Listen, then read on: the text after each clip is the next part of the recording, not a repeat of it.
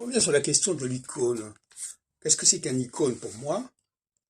C'est un signe qui est le même partout, mais qui peut se prononcer différemment ici et là. Par exemple, les chiffres sont des icônes. On écrit le 1, le 2, le 3, mais ça va se prononcer en allemand, en anglais, en chinois différemment. Et ça, c'est très important de comprendre que dans les langues, il y a des éléments iconiques. C'est-à-dire qu'au niveau d'écrit, c'est pareil, mais c'est à l'oral que ça diffère. Et c'est très important, cette dialectique entre l'écrit et l'oral, notamment pour la langue française, parce que la langue française est iconique de certaine manière.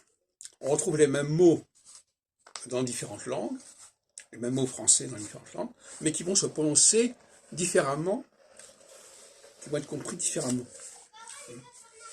Donc voilà la nouvelle lecture que je propose, le français, langue iconique, et le lexique français est un lexique iconique.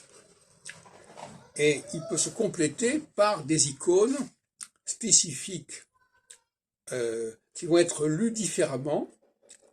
Et donc si on ajoute le français, le lexique français, aux différentes formes d'encadrement, pronoms personnels, etc., qui peuvent être iconisées, eh bien on a un écrit universel.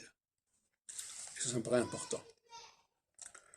Donc, il faut travailler sur la notion d'iconisation de la langue, qui signifie qu'il y a l'écrit qui est universel, qui peut être lu pas parlé, mais lu et écrit pareillement, mais qui pourra faire l'objet de variantes, de variations diverses, d'une langue à l'autre.